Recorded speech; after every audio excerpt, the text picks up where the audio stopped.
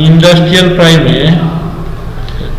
Returnable gate pass বানাতে গেলে প্রথমে এটা লগ ইন করার পর ট্রানজাকশন অপশানে ক্লিক করতে হবে।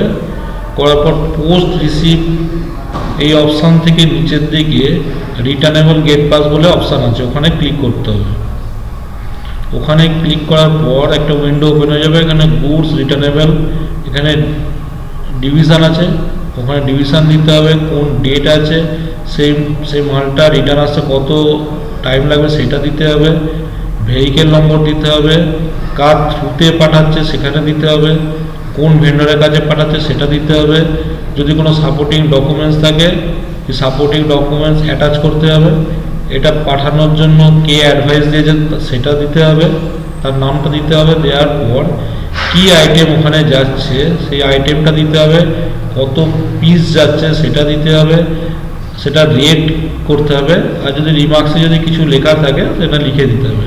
করার পর ক্রিয়েট আরজিপি বলে ওই অপশানে ক্লিক করলেই একটা রিটার্নেবল গেট পাস ক্রিয়েট হয়ে যাবে। এইভাবেই রিটার্নেবল গেট পাস বানাতে হয়।